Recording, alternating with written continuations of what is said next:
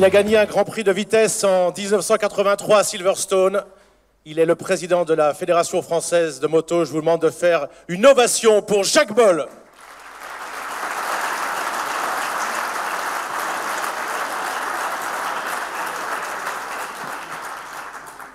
Président, bonjour. Bonjour Rémi, bonjour à toutes et à tous. On va saluer déjà les personnalités qui sont présentes dans la salle. Anne Cosolino, qui représente le secrétaire d'État au sport Thierry Braillard. Jean-François Guillot, directeur général du CNDS. Alors, le CNDS, c'est un organisme qui finance le sport, que ce soit en termes de fonctionnement ou d'équipement. Jean-Pierre Mougin, qui fut votre prédécesseur et qui est vice-président du CNOS. Non, du CNOS. Du CNOS. Comité national olympique et sportif français. Patrick Jacot, président de la commission deux roues motorisées au CNSR. Jean-Louis Maillard, secrétaire général de la branche deux roues du CNPA. Éric Thiollier, qui est délégué général de la Fédération française des motards en colère. Et puis les représentants du Codever, de la FFSA et des partenaires de la Fédération française de moto. Oui, la FFSA, c'est la Fédération française du sport automobile. C'est nos collègues de l'auto.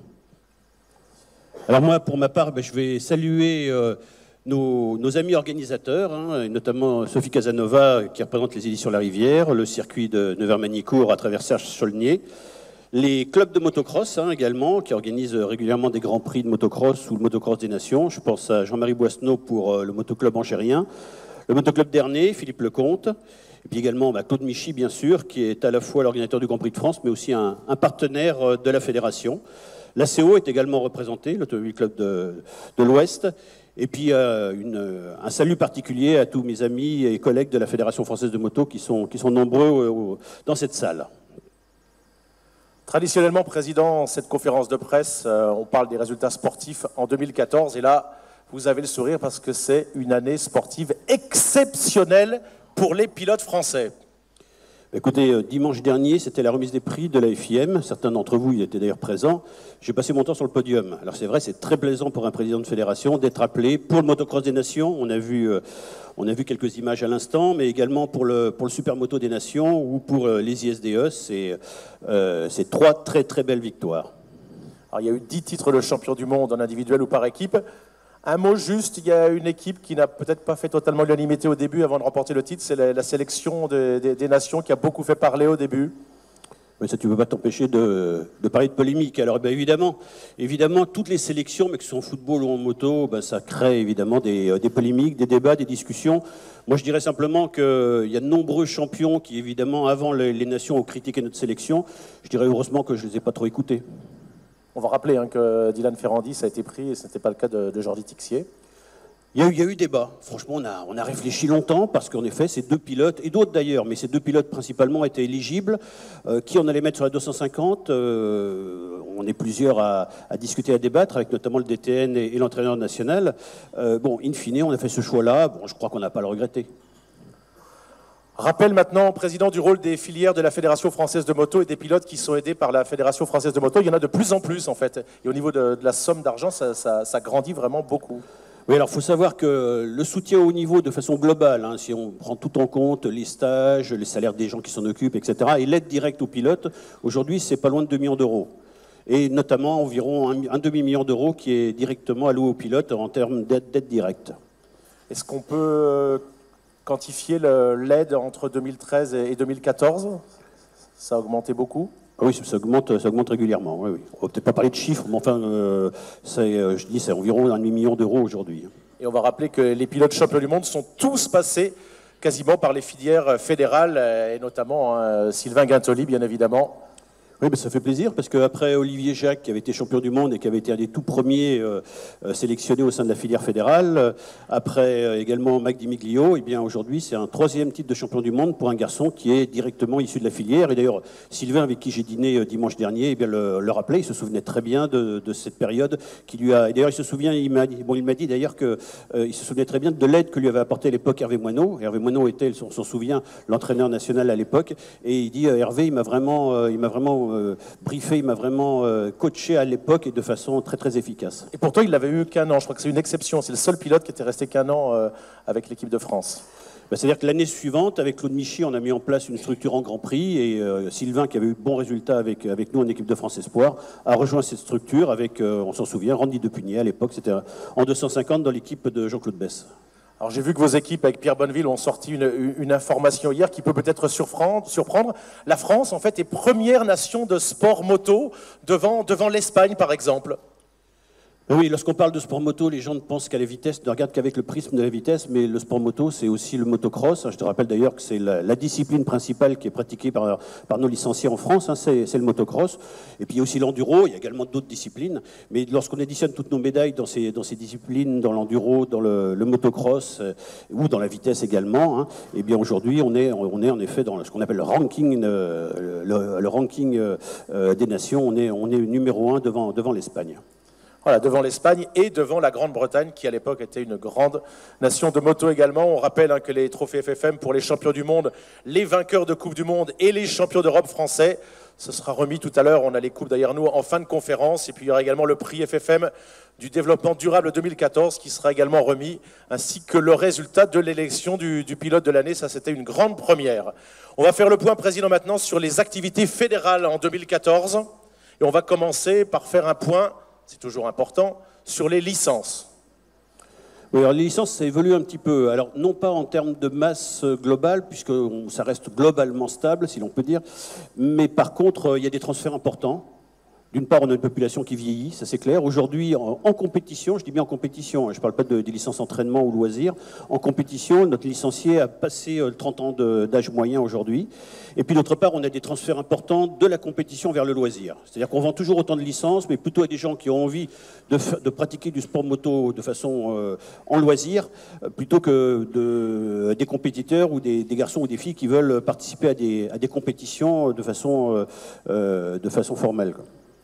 Un point sur les épreuves. Là, il y a peut-être une petite légère baisse du nombre d'épreuves en France. Il y a une raison à cela. Je crois qu'on est à 4% de baisse. Alors, c'est pas très inquiétant, mais on est dans un contexte économique très difficile. Tout le monde le sait. Hein, ça, je pense que ce sera une découverte pour personne. Et bon, il est normal, je dirais, que le sport moto en souffre aussi quand même un petit peu. Il y a quand même de très très grandes épreuves en France, notamment en endurance. En endurance, pas qu'en endurance, en motocross. Enfin, on parle beaucoup d'endurance en ce moment. Oui, on parle beaucoup d'endurance avec le transfert des dates. Voilà. Oui, eh bien... Et d'un nouveau circuit qui pourrait réapparaître également. Oui, c'est quelque chose de fait aujourd'hui. Tout le monde sait que le Bol d'Or 2015 se courra au Castellet au mois de septembre, en effet, avec des dates qui sont revenues à la tradition, c'est-à-dire avec les 24 heures du Mans au mois d'avril et le Bol d'Or au mois de septembre. Il y a également un projet d'une 3e épreuve à Manicourt. Bon, pour l'instant, ça demande à être confirmé, mais en effet, il y a une volonté du circuit de Manicourt d'organiser au mois de juin une épreuve d'endurance également. 3 épreuves d'endurance en France, ça ne serait pas trop, sachant que c'est déjà à des reproches que certains font, notamment les étrangers, que cette discipline est franco-française par les 24 heures du Mans et le Bol d'Or. Moi, j'interdis à personne d'organiser des courses d'endurance. Hein. Je veux dire que si mes collègues européens veulent en organiser, c'est avec un grand plaisir. Bon, il se trouve que l'endurance, c'est une spécialité franco-française, on le sait, hein, que ce soit en automobile ou en moto. Aujourd'hui, il y a une volonté du circuit de Manicourt d'organiser une 3e épreuve. Moi, je ne vais pas m'y opposer. Hein. Ce serait, à mon avis, une très bonne chose. Bon, en tout cas, je l'ai dit ainsi à la FIM, puisque la question qui se pose aujourd'hui, c'est est-ce que cette épreuve aura le label championnat du monde? Elle est inscrite de façon provisoire au calendrier. Moi, je souhaite que cette épreuve compte pour le championnat du monde. Alors, il y en a une qui va être très importante et qui va avoir lieu en France, c'est l'épreuve du motocross des nations. Ce sera en France et avec en plus les plaques numéro 1, numéro 2, numéro 3 pour les tricolores. Ce sera en Mayenne, ce sera à Ernée en effet. Bon, il faut savoir que pour ceux qui ne sont pas des spécialistes de motocross, le motocross des nations, c'est la plus grande épreuve au monde. Une fois par an, un pays reçoit la possibilité d'organiser cette grande compétition où toutes les nations sont présentes sous forme d'équipes. Hein. On a des équipes, il y a environ 38 équipes, je crois, cette année qui étaient présentes. On a même des équipes d'Israël ou des équipes de Chine qui étaient venues, par exemple, à Saint-Jean-d'Angély en 2011. D'ailleurs, les Chinois vont sans doute revenir à Ernée. Bon, c'est tout le monde du motocross qui est présent et remporter cette compétition, comme on l'a fait cette année, c'est vraiment un très très grand événement, une très grande satisfaction. Alors, on change d'époque, hein. Il y a maintenant Internet et une nouveauté à la Fédération française de moto, Jacques, avec le nouvel intranet. Oui, ben on se devait là aussi, c'est souvent un reproche qu'on avait, c'est la souscription de la licence, c'est quelque chose de compliqué. En tout cas, ça semblait compliqué. Donc on a voulu le simplifier, on a mis en place un vaste programme d'informatisation. Aujourd'hui, il sera possible de souscrire sa licence totalement par informatique, à travers, sans avoir forcément besoin de se déplacer. Le seul point qui reste, mais ça c'est valable dans tous les sports, enfin dans de nombreux sports en tout cas, c'est le certificat médical qui reste un passage obligé. Mais autrement, tout le reste pourra se faire maintenant à travers une carte de crédit et Internet. Jacques, vous avez eu le sourire il y a quelques instants avec les résultats sportifs des tricolores. C'était le cas également à RS de la Frontera pour la remise des prix de la FIM. Autre sourire peut-être depuis plusieurs années dans cette conférence de presse. Le gros point noir, c'était les assurances. Vous en avez parlé. C'était même vraiment inquiétant. Il semblerait qu'il y ait peut-être, je dis peut-être, une petite éclaircie en vue enfin, Président ? Oui, on va dire qu'on a gagné une bataille, mais on n'a pas gagné la guerre. Aujourd'hui, en effet, grâce à l'arrivée d'un assureur anglais qu'on a été chercher, on a réussi à casser le monopole qui existait jusqu'à présent. C'était un monopole d'un groupement d'intérêt économique qui s'appelle AMS Ray. AMS Ray avait le monopole en France. Tous les assureurs français ont adhéré à AMS Ray. C'était AMS Ray qui définissait la tarification. Et c'est eux qui avaient annoncé une augmentation de 100% par an pendant 3 ans. Donc un club qui payait 1 000 euros aurait payé 2 000 euros, puis 4 000 euros, puis 8 000 euros, etc. Donc vous pouvez imaginer, lorsque la prime d'assurance de base est de 50 000 euros, comme sur les grandes épreuves, vous pouvez imaginer à quel montant on arrivait à la fin. Donc l'arrivée de cet assureur anglais a permis de casser le monopole, donc instantanément tous les prix se sont figés évidemment, puisque si vous proposez une tarification 30 ou 40% plus chère que ce que propose un autre assureur, eh bien tout le monde va vers l'assureur anglais au demeurant. Bon, alors ceci dit, on connaît les assureurs anglais, ils sont là pour gagner de l'argent, donc c'est clair que tant que la sinistralité est bonne, eh bien on les aura à nos côtés. Le jour où elle sera moins bonne, ce sera peut-être plus difficile. Voilà, en tout cas, c'est la bonne nouvelle. Bon, par contre, ce qui reste inquiétant, c'est que sur le fond, rien n'est solutionné.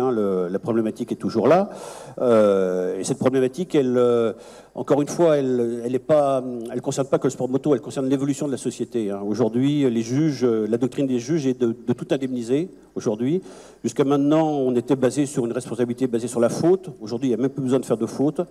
C'est ce qu'on appelle en droit une responsabilité de plein droit. Et aujourd'hui, quelqu'un qui pratique une discipline à risque, même en toute connaissance de cause, et même si l'organisateur de celle-ci n'a commis aucune erreur, peut se voir indemnisé s'il subit un préjudice grave. D'ailleurs, je vais citer une petite anecdote. Bon, c'est pas du sport moto, mais pour vous montrer à quel point on en est arrivé. Ça procède donc de l'évolution aujourd'hui des magistrats sur ce domaine-là. C'est une affaire de kitesurf. Dans le kitesurf, vous savez, c'est un surf avec une voile. Un jour, un garçon, c'est cette année que ça a été jugé par la Cour de cassation, un garçon donc est parti faire du kitesurf un jour de très grand vent. Il a longé la côte et il y a alors, en plus la structure d'où il était parti lui avait dit écoutez, il y a trop de vent, n'y allez pas. Bon, il a quand même pris son kitesurf, il a longé la côte et à un moment il y a eu une très grosse bourrasque et il est parti en l'air, il a décollé, il est monté à 6-7 mètres de haut et il est retombé sur la côte. Exactement, il est retombé sur une voiture qui était garée tout à fait légalement dans un parking. Bien, à votre avis, ce garçon, malheureusement, est paraplégique. Vous n'allez pas me dire que c'est le propriétaire de la voiture C'est la propriétaire de la voiture, une dame qui est en train de faire ses courses, qui, quand elle est revenue, on lui a dit elle l'a dit plus tard, mais le juge lui a dit que ça allait lui coûter 3 millions d'euros. Voilà, son assureur, bien sûr. Voilà, donc ça peut paraître extraordinaire. La voiture était garée tout à fait normalement. Le garçon a décidé, en toute connaissance de cause, d'aller faire du kitesurf alors qu'il y avait une tempête de vent, en fait. Bien, et bien malgré tout, comme une voiture était impliquée, comme lui a été considéré comme un piéton volant peut-être, mais il a été considéré comme un piéton, la loi, c'est la loi Badinter, elle date de 85, elle dit que lorsqu'un piéton est impliqué dans un accident de la route, lorsqu'une voiture est un piéton sera impliquée dans un accident de la route, eh bien le piéton a, dans tous les cas, responsabilité de plein droit, dans tous les cas, a droit à une indemnisation. Voilà, ça semble extraordinaire, mais c'est comme ça. C'est comme ça. Donc vous pouvez imaginer, quand vous organisez des courses de moto, vous pouvez imaginer que lorsque vous faites vos courses, vous risquez d'être amené à indemniser le préjudice d'un garçon qui fait du kitesurf. Si vous faites des courses de moto, vous pouvez imaginer quels sont les risques que vous prenez sur le plan civil, en tout cas. On n'est pas sur le plan pénal, mais sur le plan civil, vous pouvez imaginer ce que vous risquez de devoir indemniser. Autre chose, Président, une nouveauté en matière de licence pour l'année prochaine, pour 2015, la licence compétition unique. Expliquez-nous. Oui, ça c'est relativement simple. On avait deux types de compétitions, une licence qui s'appelait la NCA et une autre qui s'appelait la NCB.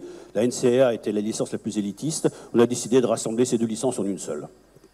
L'aide fédérale au club est accrue encore. Je crois que c'était de 1 000 € l'année dernière, pour cette saison.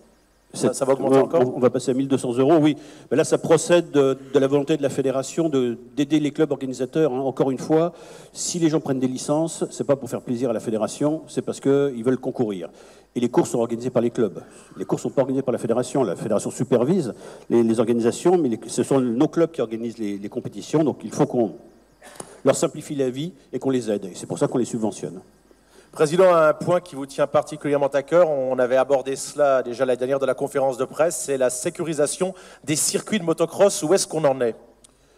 Écoutez, on a bien commencé, puisque aujourd'hui il y a, je crois, 160 terrains qui ont été visités. Il faut savoir qu'on a près de 500 sites de motocross, 500 terrains de motocross, circuits de motocross. Et donc là, on peut considérer qu'on en a visité à peu près un tiers. Alors c'est Olivier Robert qui est chargé de cette mission. Hein. Bon, jusqu'à présent, il l'accomplissait en plus de sa mission d'entraîneur national. À partir d'aujourd'hui, en fait, il est maintenant totalement dédié à cette mission. Et puis on a également donc formé dans les ligues des experts régionaux.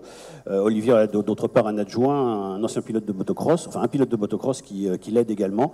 Donc on va pouvoir, je pense... C'est Loïc Léonce. Loïc Léonce, tout à fait. Donc on va pouvoir, je pense, à horizon 2016, avoir visité tous les terrains, mais après il faudra remettre en place de nouvelles visites, puisque évidemment les terrains évoluent au fil du temps. Donc on va continuer ce travail qui est absolument indispensable, hein, comme je l'ai déjà expliqué.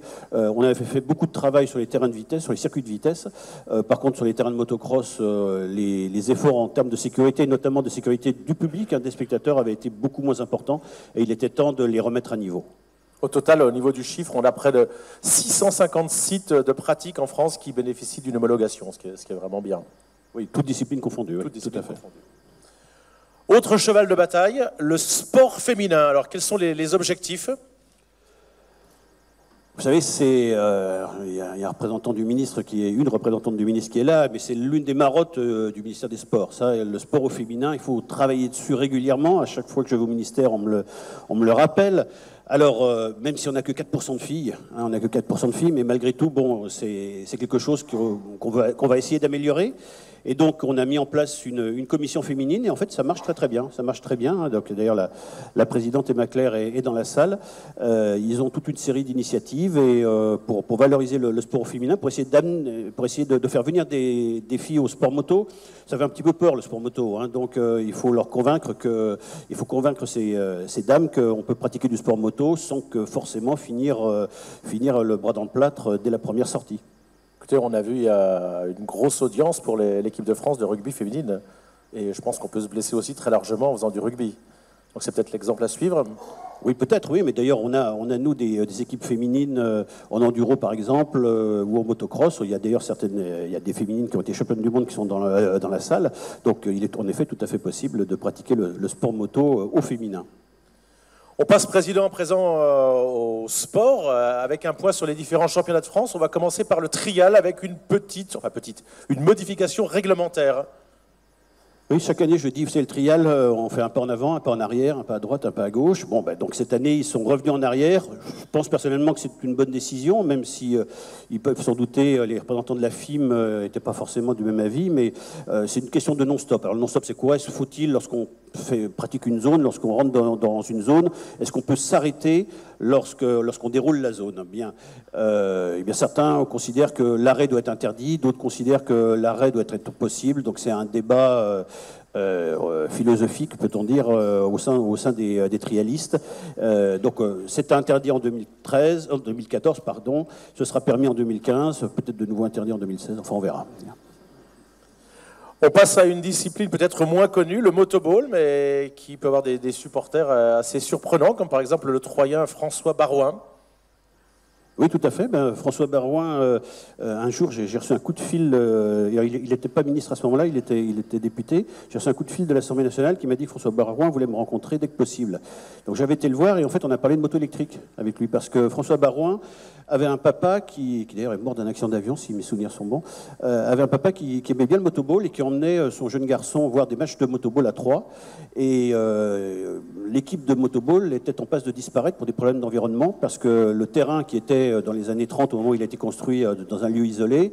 L'urbanisation de la ville a fait qu'aujourd'hui, il est entouré de maisons. Il y a des maisons qui sont à moins de 50 mètres du terrain. Et donc, ils ont de gros problèmes de nuisance sonore. Et donc, Barouin voulait savoir s'il était possible d'envisager la mise en place de motos électriques dans cette discipline. Et donc, depuis, on a travaillé, parce qu'en effet, Troyes n'est pas la seule équipe à avoir des difficultés en la matière. Il y a d'ailleurs une équipe qui vient de disparaître à cause de cela au début de l'année. Donc, on travaille dessus.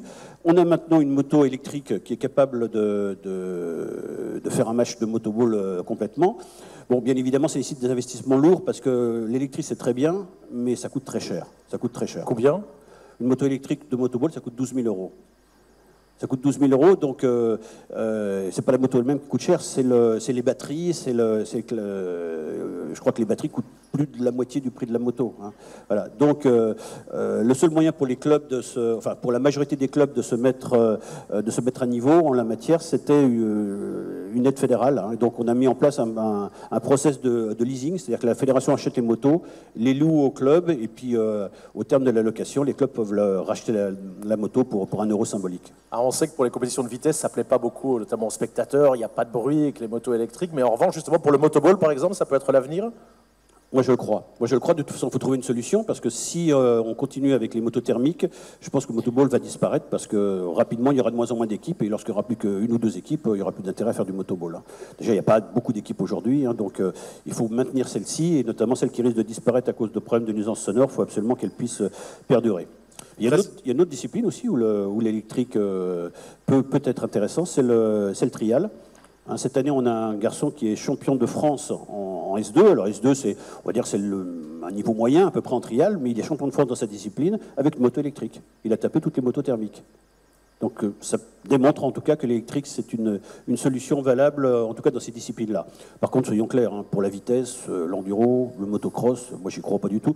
Puis est-ce souhaitable? Moi je pense, personnellement, j'ai pas tellement envie d'aller voir des courses de moto en vitesse avec des machines électriques. Je sais pas pourquoi, mais ça m'excite pas tellement. Moi non plus. On va parler des promoteurs, maintenant vous parliez d'intérêt. Est-ce que le sport moto est capable d'intéresser des investisseurs et des nouveaux investisseurs? Oui, absolument. Alors, le sport moto, certaines disciplines en tout cas, puisqu'on a vu arriver des promoteurs dans des disciplines qui en avaient pas ou peu eu jusqu'à présent. Je pense notamment au rallye routier. On sait que l'équipe de Marc Fontan et Sam Thomas a souhaité reprendre en main la promotion du championnat de France de rallye routier. Donc ce sera cette société OSE, Option Sport Événement, qui va donc chapeauter en tant que promoteur le championnat de France de rallye routier. Et puis on a également la même chose dans un autre championnat qui est le championnat de France des sables, où là c'est une entreprise qui s'appelle C'est l'événement qui sera le promoteur du championnat de France des sables, qui est en train de se courir en ce moment puisque c'est une discipline hivernale. La vitesse, là pour le championnat de France, il va y avoir le format des courses en superbike et en supersport seulement qui va changer. Oui, ça c'est une modification jusqu'à présent, on avait une manche qui se courait le samedi après-midi et une autre dans ces deux disciplines, Superbike et Supersport, une manche le samedi après-midi et l'autre le dimanche. Là, les deux manches se courront le dimanche. Il n'y aura plus de manche le samedi. Pour terminer avec le sport, l'enduro, avec la capacité des épreuves en championnat de France qui va augmenter pour accueillir plus de pilotes encore? On a 5 manches en championnat de France d'enduro et ça marche très très bien, très fort. L'enduro est une discipline qui continue à très bien marcher, malgré les difficultés environnementales que l'on peut avoir.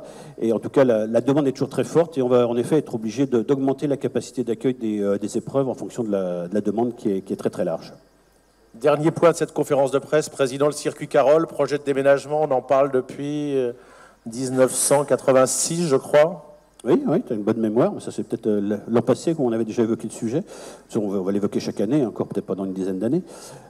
Oui, écoutez, bon, le circuit Carole doit déménager, ça on le sait, puisque de toute façon il y a des plans, lorsque vous regardez un petit peu sur les plans du Grand Paris, à cet endroit-là il y a une gare qui doit passer, enfin où il y a, en tout cas on va pas pouvoir garder le foncier ad vitam aeternam à cet endroit-là. Ceci dit, le deal il est très clair, nous on veut bien laisser libre le site actuel, à condition qu'on nous reconstruise un site comparable. Alors, ce qui est de nouveau maintenant, c'est qu'on a un site de relocalisation. Bon, mais maintenant, il faut engager donc le processus, faire ce qu'on appelle une DUP, une déclaration d'utilité publique, pour pouvoir obtenir les terrains, etc. Bon, après, il faut lancer le process de construction. La question qui se pose aujourd'hui, c'est que personne ne veut être ce qu'on appelle le maître d'ouvrage. Donc personne ne veut prendre en fait la responsabilité de la construction de l'équipement. Donc à la fin, les gens se tournent vers la fédération en disant mais vous ne pourriez pas l'être, etc. C'est-à-dire que ni la région, ni l'agence foncière de la région Île-de-France ne souhaitent le faire. Et donc on va sans doute être obligé, nous, de prendre cette problématique à bras-le-corps. Ceci, le maître d'ouvrage, c'est celui qui est garant sur le plan financier. Là, on est sur des projets de 10, 12 millions, peut-être même 15 millions. Donc il est clair que moi, je ne veux pas engager la fédération sur un projet qui risque de lui coûter la moitié de cette somme, par exemple. Donc il faut absolument qu'on arrive à trouver un montage financier qui soit satisfaisant. Président, on a été à toute vitesse cette année pour cette conférence de presse. Un mot de conclusion, tout d'abord. Bon, écoutez, si on peut continuer, si on peut chaque année avoir le palmarès de cette année, moi je vais dire, je serais vraiment ravi, parce qu'on a réellement un palmarès cette année extraordinaire. Encore une fois, on est premier au ranking des nations. Lors de la remise des prix, encore une fois, à la FIM, tout le monde a pu noter que la France était performante dans toutes les disciplines. Donc moi j'espère simplement qu'on pourra continuer comme ça. Et puis j'espère aussi, j'irai même surtout, j'espère régler définitivement nos problèmes d'assurance. Et donc à ce sujet-là, d'ailleurs, Thierry Braillard, le secrétaire d'État au sport, m'a promis, c'est pas le premier à me le promettre ça, mais m'a promis qu'une proposition de loi sera déposée rapidement pour essayer de trouver une solution. Donc croisons les doigts. On va remercier maintenant tous les partenaires qui sont dans la salle. Oui, mais ils sont nombreux, donc je les remercie toutes et tous d'être présents à nos côtés tout au long de l'année, et j'espère qu'ils seront encore là les prochaines années.